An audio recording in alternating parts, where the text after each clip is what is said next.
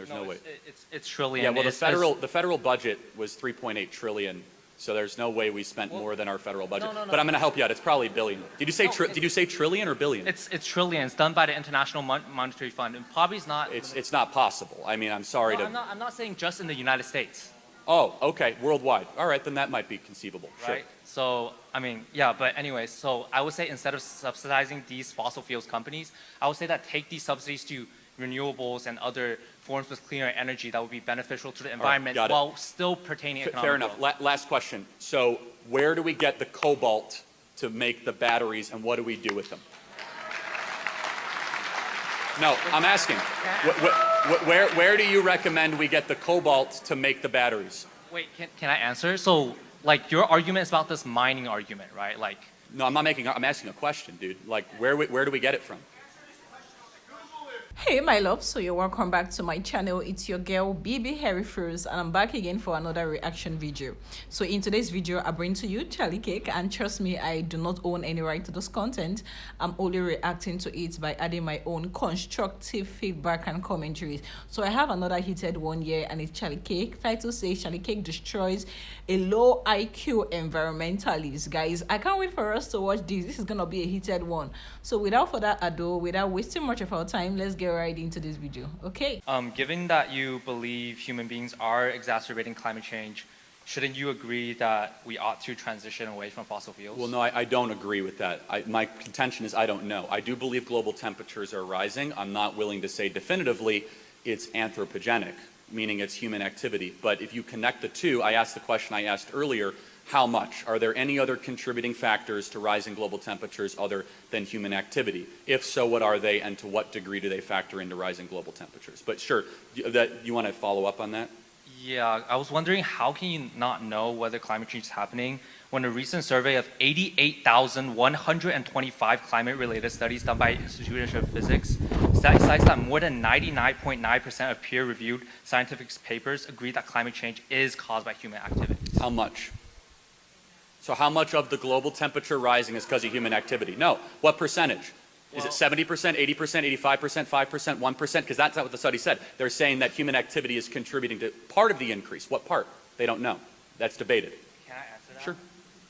So, like, there's actually a statistics or a study done that suggests that climate-related disasters are 8 times more likely than in 1980s. Well, hold on a second. You know that we have less people dying because of quote-unquote climate-related disasters thanks to fossil fuels?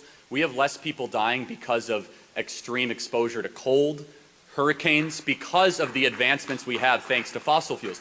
You know, this idea, it's very interesting in modern society. We take for granted the idea of having widespread shelter, heating, or air conditioning in extreme climates thanks to hydrocarbons, we take for granted. That used to be a leading cause of death of human beings up until 1850s. Now, if I posit your contention, climate-related catastrophes, even though, according to peer-reviewed studies, that climate-related catastrophe death is actually at all-time low, the question is then for you, which is, what would you get rid of, when, and what would the cost of that be? That is the question, so please answer that.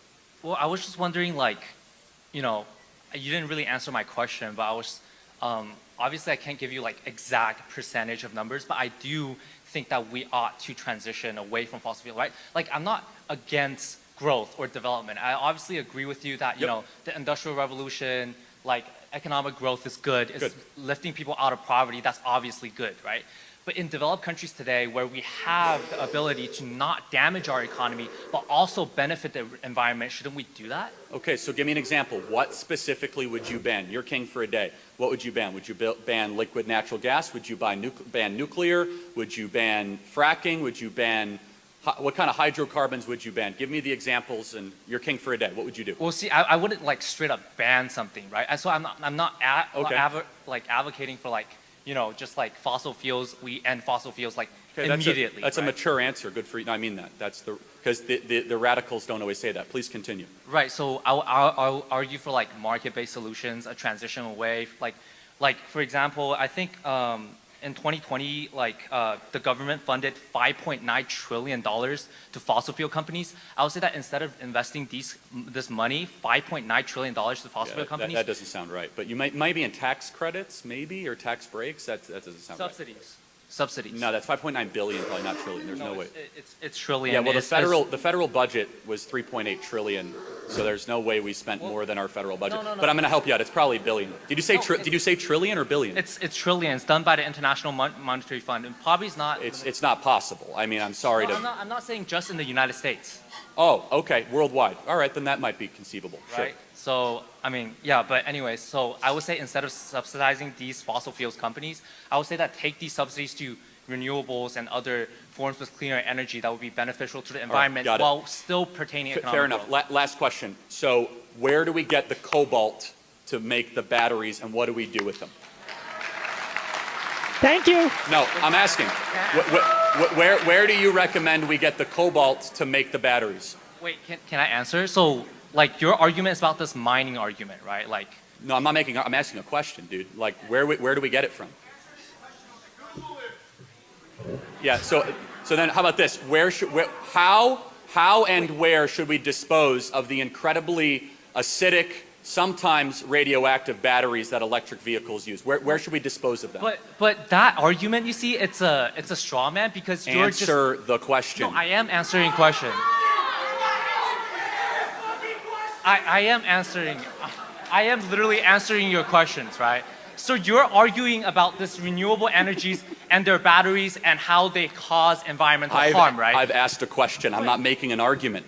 What should we do with the batteries once we But use them? I'm saying that's a straw man because you can't. Straw man question. That's a first. I've never been accused of a straw man question. Because you have an underlying premise in your question that renewable energies exist in a vacuum, but you can't do that. That's not comparative analysis. You have to compare renewables with fossil fuels, with fracking and stuff. Right. All right, pal. How about this? How about this? You can't answer the question because deep down you know that cobalt-powered batteries are worse for the environment than liquid and natural gas and nuclear power. So you come up on here to try to virtue signal, I love the environment, but as soon as you ask me about the incredibly environmentally inefficient, destructive, animal-killing, acidic-producing batteries, you're a strong man. You're out of time. Thanks for being here tonight. Next question. Hey, Charlie.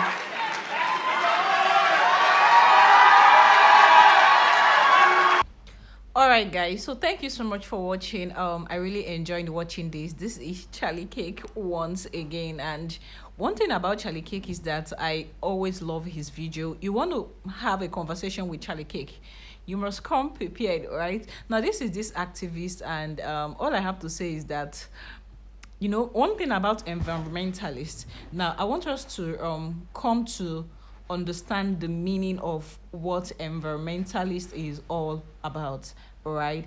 Now, what is an environmentalist, right? Now, we're going to check what is an environmentalist. Then I'm going to know how to explain this for us, right?